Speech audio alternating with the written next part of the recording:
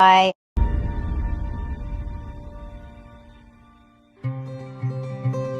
Since COVID-19 was declared a pandemic, many have speculated that it's been planned by a group of tech elites who are dictating to governments globally.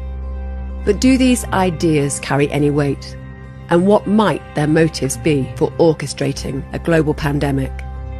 To understand, we must first explore a significant shift that's been taking place in our economy, one that only a minority of people are aware of.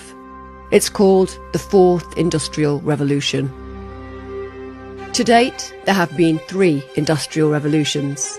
The first happened in the late 1700s with the invention of the steam engine, which led to the creation of factories and a booming textile industry. In the late 1800s, the second industrial revolution was marked by mass production, as well as new industries like steel and electricity. And the third happened in the late 1900s, which saw the invention of the computer and the internet. Now, the fourth industrial revolution describes the emergence of artificial intelligence and how it integrates more with humans. Artificial intelligence, or AI, can already be seen in our daily lives, from how we check out at the supermarket to how we check in for a flight. But it's far more advanced than most people realise. In August 2020, entrepreneur Elon Musk gave a demo of his new company, Neuralink. Connected to our brains with tiny wires, this microchip is synced with AI, enabling humans to control anything from prosthetic limbs to computer games. This working proof of concept has already been fitted into people. It has the potential to completely transform the way we interact online. So there's actually a lot of functions that this device could do related to monitoring your health and warning you about a possible heart attack or stroke or other damage, as well as sort of convenience features like playing music. You could do a lot. It's sort of like if your phone went at your brain or something. It's a cyborg. It's a combination. It's a combination of electronics and biology. Yeah. Things are getting more and more connected. Kai-Fu Lee is the former president of Google China and Microsoft Research China, as well as the author of New York Times bestseller, AI Superpowers, China, Silicon Valley, and the New World Order. Kai-Fu believes that China will be the AI superpower within 5 years. For those of you who haven't been to China for the 3 years, please be careful when you go because your credit card and cash may not be accepted. China has pretty much been taken over by mobile payment. In the age of AI, if data is the new oil, then China is the new Saudi Arabia. One concern that is topical in the development of AI is the displacement of jobs. Robots are clearly replacing people's jobs. They're working 24/7. They're more efficient. So therefore, are you convinced long-term that we're going to have a jobs problem in the world? Not long-term, but maybe in the next 10 years, within the next 10 years. You mean it's going to happen much sooner? Much sooner. If a lot of people will find happiness without working, that would be a happy outcome. At Amazon fulfillment centers, robots transport items to humans, who then pack them to be delivered. Amazon believes that within 10 years, they will not need a single human to fulfill an order. According to the World Economic Forum, 50% of the workforce will need reskilling by 2025, and it's likely that only a fraction of these will find work, resulting in a large proportion of the workforce becoming unemployed. It's a pretty good chance we end up with a universal basic income or something like that due to automation. You know, people have time to do other things and more complex things, more interesting things, so they're more leisure time. And then we've got to figure out how we integrate with a world in the future with advanced AI. One idea that is gaining popularity is to charge tech companies with a robot tax, which can be distributed to the unemployed as a universal basic income. I don't think the robot companies are going to be outraged that there might be a tax. It's okay. Contrary to the past, to the previous 3 revolutions, probably jobs will be faster destroyed compared to new ones being created. This is Klaus Schwab, the author of this book, The Fourth Industrial Revolution. He's also the executive chairman of the World Economic Forum. which is funded by the largest global enterprises and whose members include CEOs, heads of state and government ministers from countries such as the UK and US. The fourth industrial revolution will impact our lives completely. It will change actually us, our own identity, and of course gives life to such policies and developments like smart traffic, smart government, smart cities. In June 2019, the UK government published details about their partnership with the World Economic Forum in a policy called Regulation for the Fourth Industrial Revolution. 1 year later, in June 2020, the World Economic Forum released this promotional video entitled The Great Reset.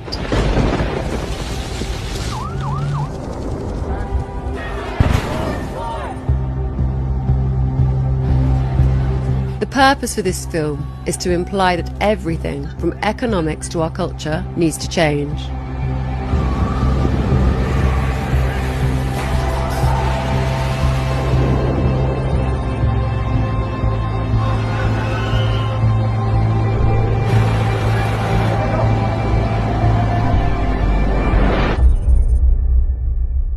After the reset, it shows images of digital technology, biological cells, populations, cash, climate change, traffic management,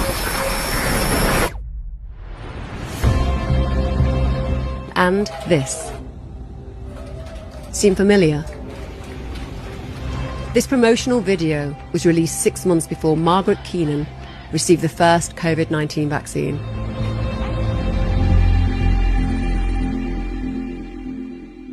In November 2020, Time magazine published The Great Reset on their front cover. The World Economic Forum's managing director, Jeremy Jurgens, believes that it will have a devastating impact on our economy. You know, if we look at the Great Reset, we're still at the early stages of a global crisis that's going to forever transform society. You know, when it first started, people said, okay, this is the biggest crisis to hit since 2007-2008 financial crisis.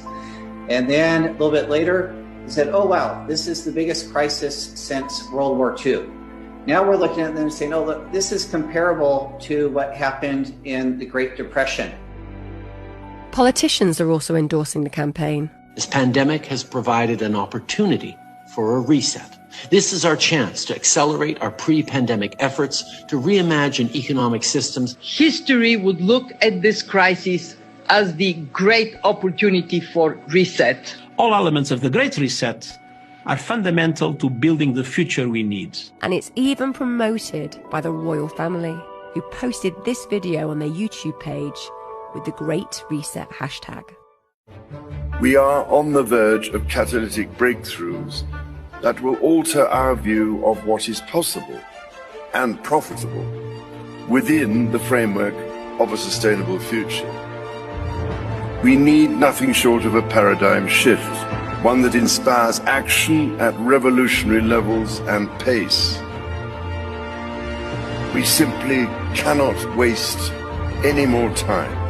The only limit is our willingness to act.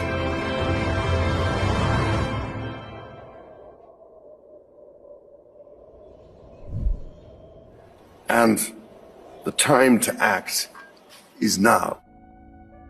The World Economic Forum believes that capitalism needs to be reinvented.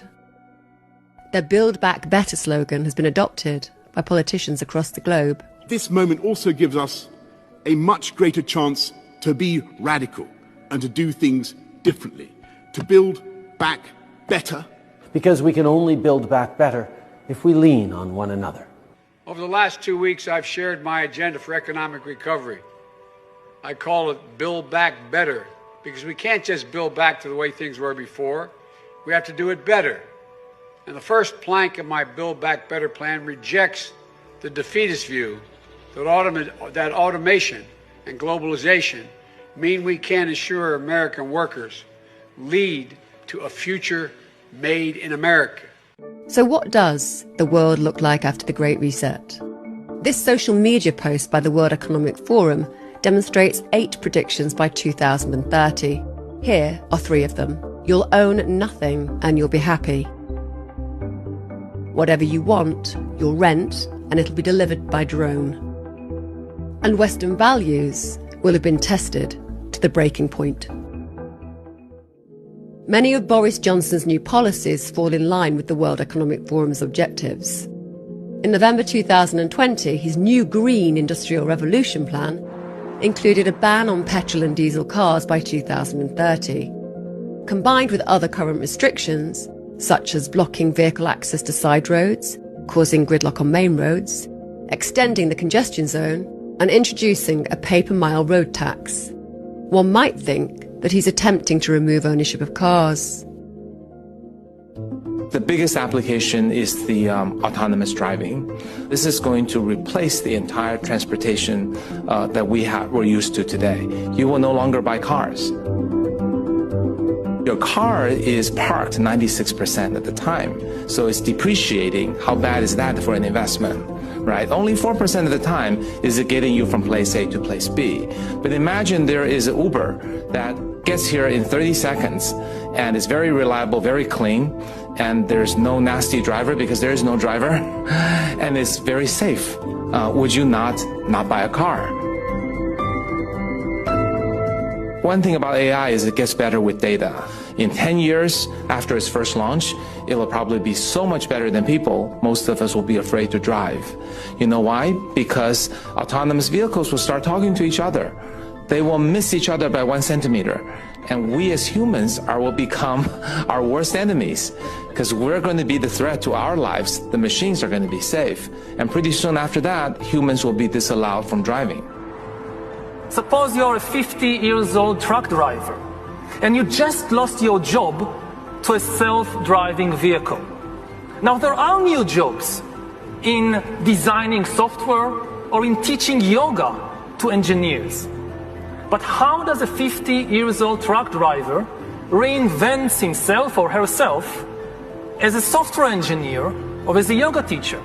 Because AI is nowhere near its full potential.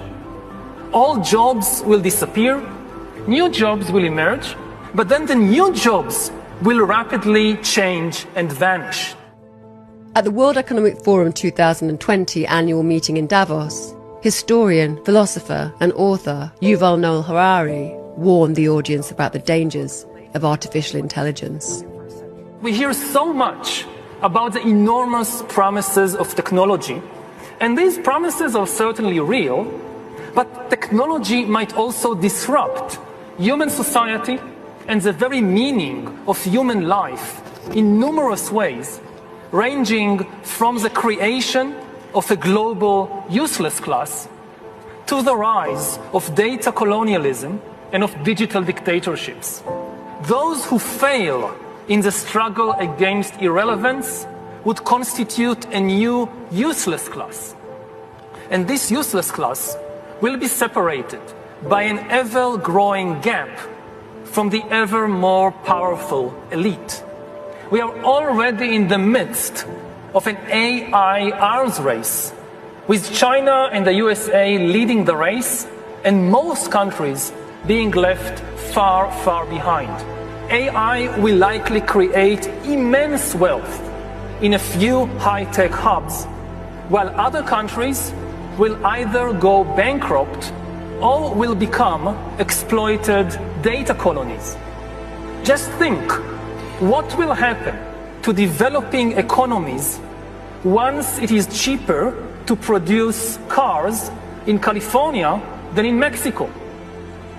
And what will happen to politics in your country in 20 years when somebody in San Francisco or in Beijing knows the entire medical and personal history of every politician and every journalist in your country, including all their sexual escapades, all their mental weaknesses, and all their corrupt dealings? When you have enough data, you don't need to send soldiers in order to control a country.